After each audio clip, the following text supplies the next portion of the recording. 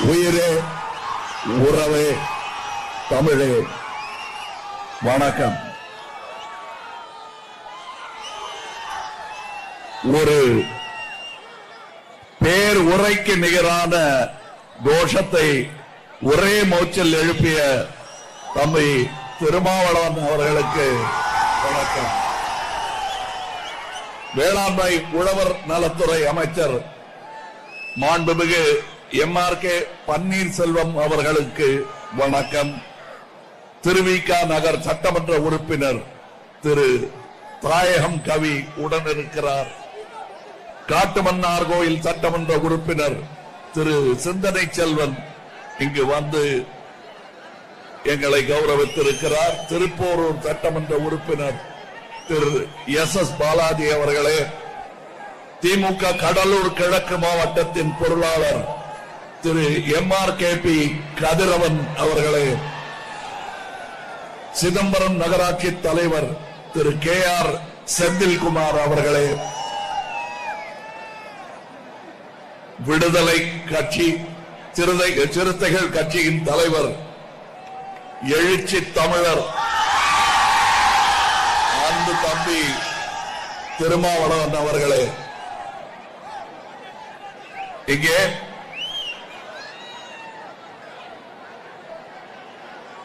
ஒரு அவசரம் என்று வரும்போது நாம் போட்டுக்கொண்ட வரைகோடிகளை எல்லாம் கடந்து தோள் உரச வேண்டும். மக்கள் நீதி மையத்தின் தொண்டர்கள், கட்சி நிர்வாகிகள் எல்லோரும் இங்கே வந்திருப்பது இந்த அவசர நிலைமையை மனதில் கொண்டுதான். இங்கே வந்திருக்கும் தோழமை கட்சிகள் எல்லாருடைய பெயரையும் ஒரே மூச்சில் கர்ஜித்து பானையை நிரப்பிவிட்டார் தம்பி திருமாவளவன் அவர்கள்.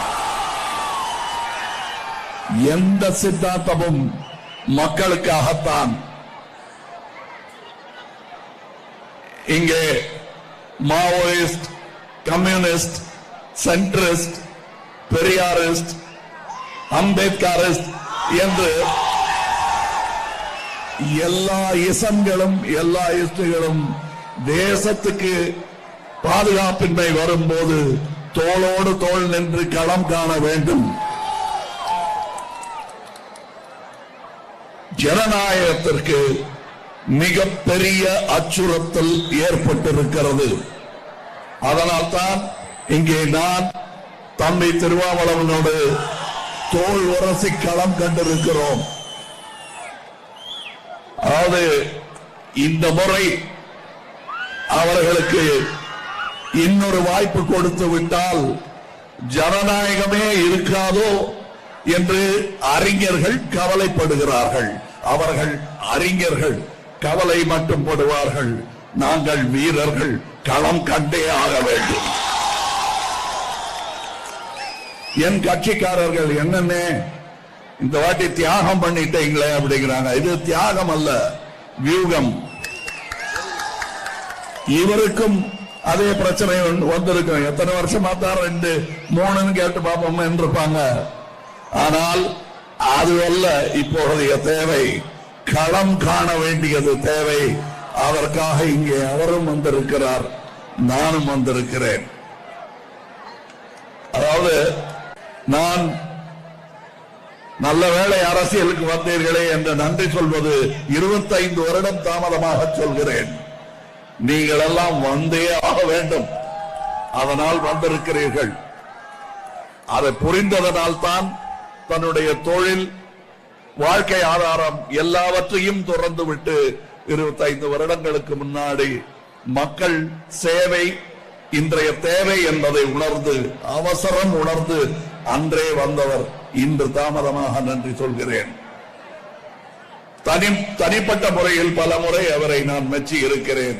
உங்கள் முன்னால் என் சகோதரரை மெச்சுவது எனக்கு பெருமையாக இருக்கிறது.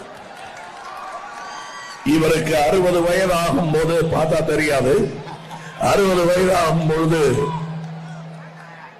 திருமாமணி என்று ஒரு மலர் வெளியிட்டார்கள். அந்த மலரில் என்னுடைய கட்டுரையும் இடம்பெற்றிருந்தது. அதில் நான் இவருக்கு தன் நிகர் இல்லா தன் நேரில்லா தமிழர் என்று நான் ஒரு தலைப்பை கொடுத்திருந்தேன். இன்று என்னை தூக்கத்தில் எழுப்பி போட்டோவை காட்டினாலும் அந்த வாக்கியம் தான் என் மனதில் ஓடும். அப்படி நான் சொன்னது போல் தன் வாழ்வை மானுட சமுதாயம் பின்னோக்கி இழுக்கப்படும் பொழுதெல்லாம் தன் அர்ப்பணிப்பு தேவை என்பதை உணர்ந்து தன்னை அர்ப்பணித்துக் கொண்டவர் இவர். மிகவும் தாழ்த்தப்பட்ட என்று அந்த வரிசையில் யார் இருந்தாலும் குரல் கொடுக்க தயாராக நிற்பவர் இவர். தன்னேர் இல்லா தமிழர் பெருஞ்சிறுத்தை என் தம்பி. இவருடைய ஆற்றல் மிக்க பேச்சும் இவருடைய ஞானமும் என்னை என்றும் கவர்ந்திருக்கிறது. என்றோ சொல்லி இருக்கிறேன் அவரை. அமைப்பாய் திரள்வோம் என்ற புத்தகம், எதிரிகளையும் ஜனநாயகப்படுத்துவோம் என்ற புத்தகம், இவையெல்லாம் நான் படித்து மகிழ்ந்தவை. எதிரிகளை ஜனநாயகப்படுத்துவோம் என்றால் எதிரி என்று யாரும் இல்லை என்பதுதான் பொருள். அவர்கள் தன் நிலை உணராதவர்கள், நிலை உணர்ந்தவர்கள் அதை அவர்களுக்கு போதிக்க வேண்டும். அதைத்தான் செய்து கொண்டிருக்கிறார். எனக்கு எதிரி யாருங்கிறத அரசியல்ல முடிவு பண்ணி ஆகணுங்க. நீங்க அரசியலுக்கு வந்துட்டீங்க, எதிரி யாருன்னு முடிவு பண்ணிக்கங்க அப்படின்னு அறிவுரை சொன்னாங்க எனக்கு. நான் அரசியலுக்கு வருவதற்கு முன்பாக ஓரளவுக்கு அரசியல் தாக்கம் ஏற்பட்ட போது என் எதிரி யார் என்பதை முடிவு செய்து கொண்டு விட்டேன். சாதியம்தான் என் எதிரி. என் வாழ்க்கையில் சாதிக்கு இடமில்லை. என் சினிமாக்களும் அப்படித்தான். பின்ன ஏங்க சினிமாவுக்கு சாதி பேர் வைக்கிறீங்க அப்படின்னு கேட்பாங்க. சொல்றேன், இது பதில் இல்ல, விளக்கம். குடியின் கொடுமையை பத்தி, ஆல்கஹாலின் கொடுமையை பத்தி நான் ஒரு படம் எடுக்க நேர்ந்தால் அதன் மைய பாத்திரம் யாராக இருப்பான்? ஒரு குடிகாரனாகத்தான் இருப்பான். அவன் இல்லாமல் அந்த கருத்தை சொல்ல முடியாது. ஆக சாதி வெறியனை மையப்படுத்தித்தான் படத்தின் கருத்தை, நிறைவு கருத்தை சொல்ல முடியும். அவன் பாழாகி போன கதையையும் பண்பட்ட கதையையும் நாம் சொல்லும் பொழுது அது சாதியை உயர்த்தி பிடிப்பதாக, அது விமர்சிப்பதாகும். அதெல்லாம் நல்லா தாங்க இருக்கு. ஆனா சாதி வாரி கணக்கெடுக்கு எடுக்கணும் போது, ஆமா எடுக்கணுங்கிறீங்களே, சாதியே இல்லைங்கிறீங்க, கணக்கெடுப்பு எடுக்கணுங்கிறீங்களே அப்படின்னா அதுக்கும் ஒரு விளக்கம் இருக்கு. இது பதில் அல்ல, விளக்கம், சரித்திரம். இன்னும் எத்தனை பேர் அடிமை விலங்கோடு இருக்கிறார்கள் என்பதை நாங்கள் அறிய வேண்டும். ஏனென்றால் அமெரிக்கா மாதிரி கருப்பு வெள்ளை என்ற பிரிவு கிடையாது.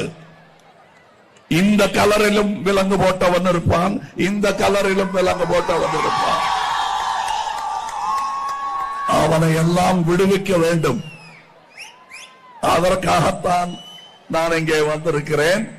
இந்த கணக்கெடுப்பு ஏன் எடுக்க வேண்டும் என்பதற்கான காரணத்தை முதலில் சொன்னேன். இந்த கணக்கெடுப்பு எடுக்க வேண்டும் என்பதை 1921 ஒரு முடிவு எடுக்கப்பட்ட போது வெள்ளைக்காரன் இருந்த நேரம் பதறி போனார்கள் சனாதனவாதிகள். அதற்கு பிறகு 1979 மண்டல் கமிஷன் அமைக்க வேண்டும், சாதிவாரி கணக்கெடுப்பு எடுக்க வேண்டும் என்று சொன்ன பொழுது, இப்பொழுது பாஜக என்றிருக்கும் கட்சி அப்பொழுது இல்லை. ஆனால் நிறமும் குணமும் மாறாதிருந்தார்கள். அவர்கள் பெரும் கோஷம் எழுப்பினார்கள். அதற்கு பிறகு விபி சிங் அந்த கமிஷனை அமல்படுத்த முற்படும் போது பாஜக செய்த ரகளையை நாம் இன்னும் மறந்த பாடில்லை. அதற்கு பிறகு அதற்கு சமரசம் செய்வது போல் பொருளாதார ரீதியில் பின்தங்கியவர்கள் என்ற ஒரு கவிட்டையை செருக பார்த்தார்கள். ஆங்கிலத்தில் கவிட் என்பார்கள். அது மாதிரி ஒரு கவிட்டை சொருக பார்த்தாங்க. அதுவும் நடக்கல. சரி, ஜாதிக்கு தான் அப்படின்னா தமிழக மீனவர்களுக்கு என்னப்பா இங்க கடற்கரையோரம் என்று சொன்னால் அது புரியும். தமிழ்நாடு மீனவர்களை காக்க தவறிய அரசு இந்த ஒன்றிய அரசு. 10 ஆண்டுகள் ஆட்சியில் இருந்தும் எப்பொழுதும் இல்லாத மாதிரியான நம் கடலோடிகள் கைதாவதும் அவர்கள் படகுகள் கைப்பற்றப்படுவதும் பிறகு ஏலம் விடுவிடப்படுவதும் அவர்கள் சிறையில் அடைக்கப்படுவதும் என்றும் இல்லாத அளவுக்கு இன்று கூடிக்கொண்டிருக்கிறது. இல்ல இது இவர் பண்ணது அவர் பண்ணது அதனாலதான் இப்படி நடக்குதுன்னா எங்களுக்கு சரித்திரம் சொல்லாதீர்கள். இலங்கைக்கும் தமிழகத்திற்கும் பல ஆயிரம் ஆண்டு காலமாக பகையும் உறவும் மாறி மாறி இருந்திருக்கிறது. அந்த சரித்திரம் படித்தவர்களுக்கும் கேட்டவர்களுக்கும் தெரியும். ஆக இந்த சரித்திர கதையெல்லாம் என்கிட்ட சொல்லாதீங்க. நீங்க என்ன செஞ்சீங்க இந்த 10 ஆண்டு காலம் அதை சொல்லுங்கள்.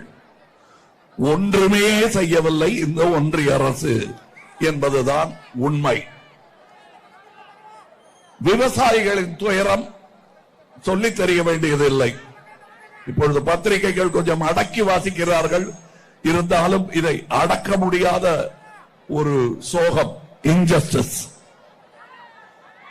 இத அவங்க நியாயம் கேட்டாங்க, அங்க போய் போராடினாங்க.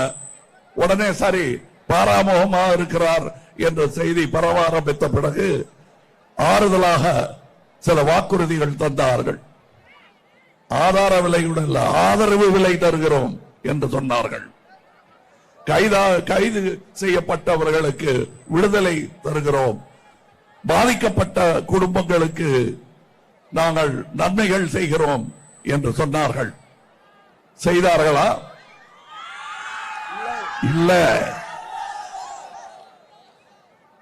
ஆனால் செய்யவில்லையே என்று இதுபோல் கோஷம் எழுப்பிக் கொண்டு மீண்டும் போனவர்களுக்கு ட்ரோன் மூலம் கண்ணீர் புகை குண்டு வீசுவதும் ஆணிப்படுக்கை போட்டு வைப்பதும் ஒரு எதிரிக்கு கொடுக்கும் வரவேற்பை எல்லாம் நம் விவசாயிகளுக்கு கொடுத்தார்கள்.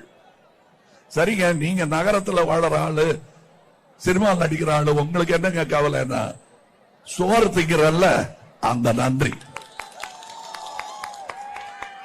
குறைந்தபட்ச ஆதரவு அப்படின்னு சொன்னீங்களே, அப்படின்னா என்ன? புயல் மழை காரணமாக சேதம் ஏற்பட்டு அல்லது அதிகமான உற்பத்தி ஏற்பட்டு விலை குறைந்தால் அவர்களுக்கு நஷ்டம் ஏற்படாமல் ஆதரவு தரும் விலைதான் அந்த ஆதரவு விலை. சோப்பு சீப்பு கண்ணாடிக்கெல்லாம் ஆதார விலை, மார்க்கெட் பிரைஸ் என்று நிர்ணயிக்க தெரிந்த உங்களுக்கு இதை ஏன் செய்ய தெரியவில்லை? நீங்க ஆண்டுக்கு 2 கோடி வேலை வாய்ப்புகள் தரேன்னு சொன்னாங்க. எத்தனையோ இளைஞர்களை பார்க்கிறேன். இவர்கள் திட்டத்தின்படி வேலை கிடைத்தவங்க எத்தனை பேர் இருக்கீங்க இங்க? தம்பிகளே சொல்லுங்கள், இருக்கா? அதான் கை உயர்ந்ததும் ஆச்சரியப்பட்டு போனேன். ஓஹோ, ஒருத்தருக்கு வேலை கிடைச்சது போல் இருக்கு. ஒருத்தருக்கு கிடைக்கவில்லை. இதே பதில் தான் என் சகோதரிகளும் சொல்வார்கள். அரசாங்க வேலை கிடைக்கல, இவங்களா தேடிக்கிட்டது தான். இங்க இந்த சந்தையில் என்னென்ன வேலை கிடைக்கிறதோ அதை செய்கிறார்கள். மத்திய அரசு வேலைகள் 30 லட்சம் வேலைகள் கொடுத்தாலே ஓரளவுக்கு மூச்சு திணறாமல் இருக்கலாம். அதை கூட செய்யவில்லை இவர்கள். அதற்கு மாறாக பெரிய கார்ப்பரேட் கம்பெனிகளுக்கு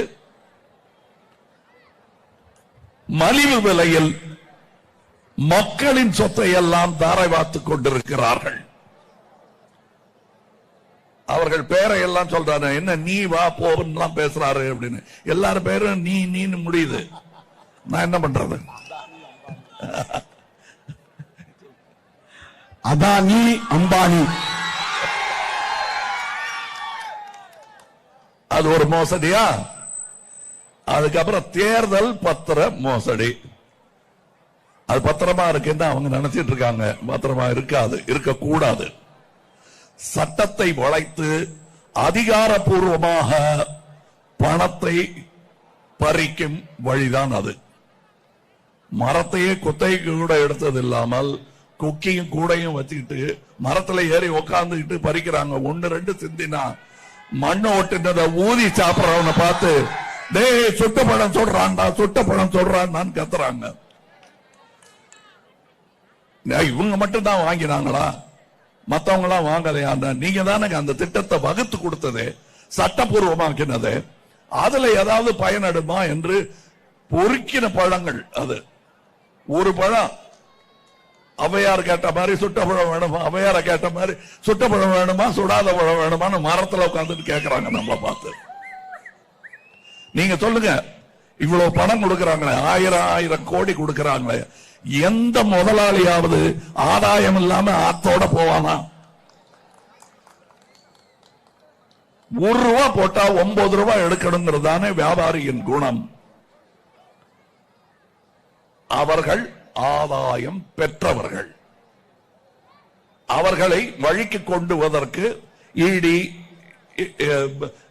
இன்கம் டாக்ஸ் ரைடு போன்றவர், அமலாக்கத்துறை, வருவாய்த்துறை ரைடுகள் அனுப்புவாங்க. அதுல வந்துச்சு இன்னும் கொஞ்சம் பேர் மிச்சம் இருக்காங்களேன்னா அவங்க பேர்ல முடிக்க விடுவாங்க. விசில் அடிச்ச உடனே வந்தவங்க கொஞ்சம் பேர், தொல்லை தாங்க முடியாம மசிந்தவர்கள் சில பேர். இன்னொரு கேள்வியும் இருக்கு எனக்கு. சில கம்பெனிகள் தங்கள் வருவாயை விட அதிக பணத்தை கொடுக்கிறார்கள். அப்ப அந்த பணத்துக்கு என்ன வண்ணம்? அந்த பணத்தோட வண்ணம் என்ன? அதுதான் கருப்பு பணம். இதை ஒழிக்கிறேன்னு சொன்னாங்களே, குளத்துல இருக்கிற முதல்ல எல்லாம் நான் எப்படியாவது வெளியேற்றிடுறேன் அப்படின்னு குளத்து தண்ணி எல்லாம் நம்மளையே வாரி வெளியில இறக்க சொல்லாங்க. மீனெல்லாம் செத்து போச்சு, முதலையெல்லாம் நடந்து வெளியே வந்துருச்சு. அந்த முதலைகளிடமிருந்து வசூலித்த பணம் தான் இந்த அரசியல் பத்திரம். ஒன்றிய பாஜக அரசு சமூக நீதிக்கு எதிரானது, சிறுபான்மையரை அச்சத்தில் வாழ வைப்பது, மீனவர்களை பாதுகாக்க தவறியது, விவசாயிகளுக்கு துரோகம் செய்வது இந்த ஒன்றிய அரசு. பெண்களை பற்றிய எந்த கவலையும் இல்லாத அரசு இந்த ஒன்றிய அரசு. இளைஞர்களின் எதிர்காலத்தை பற்றி கவலை இல்லாதது இந்த ஒன்றிய அரசு. ஆனால் ஒன்றிய அரசு என்று சொன்னால் கோபம் வருகிறது.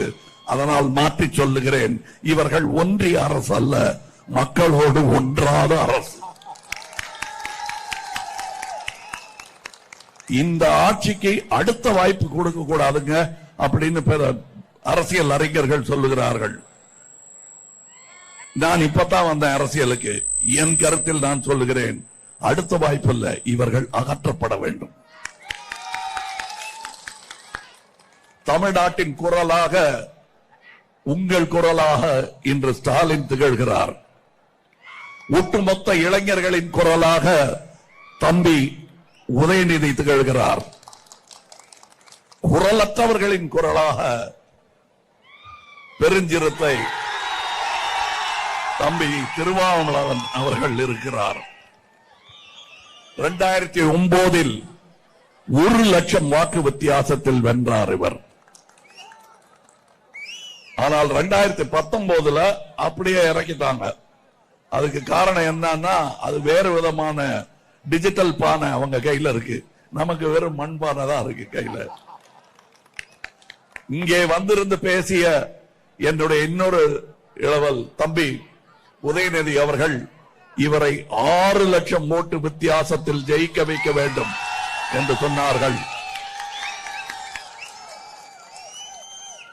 எனக்கு சமத்துவம் பிடிக்கும், இவர் தத்துவம் பிடிக்கும், சில சமயங்களில் பேராசையும் பிடிக்கும். இந்த முறை நீங்கள் எல்லோரும் மனது வைத்து 10 லட்சம் ஓட்டு வித்தியாசத்தில் இவரை ஜெயிக்க வைத்தால்தான் படித்து பாடம் கற்காத அவர்களுக்கு பாடம் கற்பிக்க முடியும். சிதம்பரம் தொகுதி மக்களும் தோழமை கட்சிகளும் இந்தியாவையே சிதம்பரத்தை நோக்கி திரும்பி பார்க்க செய்ய வேண்டும். திருமா ஒடுக்கப்பட்டவர்களின் தலைவர் மட்டுமல்ல, பிற்படுத்தப்பட்ட மிக பிற்படுத்தப்பட்டவர்களின் உரிமைக்காகவும் போராடுகிறார். இது வாக்குறுதி அல்ல, சாட்சி, நான் பார்த்ததின் சாட்சி. தன்னுடைய தொண்டர்களையும் ஒடுக்கப்பட்ட ஏழை எளிய மக்களையும் அரசியல் அமைப்பு படுத்தி வருகிறார். இன்னும் சொல்ல போனால் அவர் புத்தகப்படி எதிரிகளையும் ஜனநாயகப்படுத்த முயன்று கொண்டிருக்கிறார். அவருக்கு என் வாழ்த்துக்கள். களங்கமற்ற என் கருப்பு வைரம் தம்பி திருமாவளவன் அவர்களுக்கு இந்த பானை சின்னத்தில் உங்கள் ஓட்டுகளை பதிவு செய்யுங்கள். அரசியல் சமையலுக்கு உகந்த பானை இது. சமத்துவத்திற்கு உகந்த பானை இது. இதில் உங்கள் அரசியல் சமையல் பொங்கட்டும். பொறுமை காத்த எனது தோழர்கள், மக்கள் நீதி மய்யம் தோழர்களுக்கு இன்று உங்கள் முகத்தில் காணும் சந்தோஷம் இன்றும் நமதே, நாளையும் நமதே என்பதை எனக்கு சொல்லுகிறது. நாளை நமதே. வாழ்க அண்ணன் உலகநாயகன், அண்ணன் உலகநாயகன், மக்கள் நீதி மையத்தின் தலைவர் உலகநாயகன். நமது சின்னம் உலகநாயகன் அவர்களின் வாழ்த்துக்களை பெற்ற சின்னம். அண்ணன் தளபதி ஸ்டாலின் அவர்களின் வாழ்த்துக்களை பெற்ற சின்னம். வேங்கையின் மைந்தன் அண்ணன் MRK பன்னீர்செல்வம் அவர்களின் வாழ்த்துக்களை பெற்ற சின்னம். நமது சின்னம் இடதுசாரிகளின் ஆதரவு பெற்ற சின்னம். மதிமுகவின் ஆதரவு பெற்ற சின்னம். வெற்றியின் சின்னம், வெற்றியின் சின்னம், சமூக நீதியின் சின்னம், சகோதரத்துவத்தின் சின்னம், சமத்துவத்தின் சின்னம், வெற்றியின் சின்னம். உலகநாயகன், அண்ணன் உலகநாயகன், அண்ணன் உலகநாயகன். நன்றி. சிதம்பரம் வருகை தந்து பானை சின்னத்திற்கு வாக்குகளை சேகரித்த மக்கள் நீதி மையம் நிறுவனர் தலைவர் உலகநாயகன் அண்ணன் கமல்ஹாசன் அவர்களுக்கு விடுதலை சிறுத்தைகளின் சார்பில், திமுக கூட்டணியின் சார்பில் எனது நெஞ்சார்ந்த நன்றியை தெரிவித்துக் கொள்கிறேன். இடதுசாரி கருத்தும் இல்லை, வலதுசாரி கருத்தும் இல்லை. நாங்கள் மையவாதிகள் என்கிற கருத்தை மையமாக கொண்டுதான் மக்கள் நீதி மையம் என்கிற ஒரு மகத்தான பேரியக்கத்தை உருவாக்கியவர் அண்ணன் உலகநாயகன் அவர்கள். அவர் தொடங்கிய காலத்தில், திரையுலகில் நடிக்க தொடங்கிய காலத்திலிருந்து இன்று வரையில் சாதியற்றவராக, சாதி ஒழிப்பை உயர்த்தி பிடிக்கிறவராகத்தான் தன்னுடைய படங்களில் அவர் நடித்திருக்கிறார். அந்த உணர்வுதான் அவரை இன்றைக்கு திராவிட முன்னேற்ற கழக தலைவர் அண்ணன் தளபதி ஸ்டாலின் அவர்களின் தலைமையிலான இந்த கூட்டணிக்கு ஆதரவு தெரிவிக்கக்கூடிய நிலைப்பாட்டை எடுக்க வைத்தது. பாரதிய ஜனதா கட்சி இந்த நாட்டிலிருந்து அப்புறப்படுத்தப்பட வேண்டும், வீழ்த்தப்பட வேண்டும் என்று கூட சொல்லவில்லை. உலகநாயகன் அவர்கள் ஒட்டுமொத்தமாக அந்த அரசு அப்புறப்படுத்தப்பட வேண்டும், தூக்கி எறியப்பட வேண்டும் என்கிற ஒரு மகத்தான கோரிக்கையை தமிழ்நாட்டு மக்களுக்கு முன்வைத்திருக்கிறார் அண்ணன் உலகநாயகன் அவர்கள். அவருடைய கோரிக்கையை ஏற்று திராவிட முன்னேற்ற கழக கூட்டணி 40 தொகுதிகளிலும் மாபெரும் வெற்றியை பெறக்கூடிய வகையில் தமிழ்நாட்டு மக்கள் வாக்களிக்க வேண்டும் என்று அண்ணன் உலகநாயகன் அவர்கள் விடுத்த வேண்டுகோளுக்கு நாம் நன்றி சொல்ல கடமைப்பட்டிருக்கிறோம்.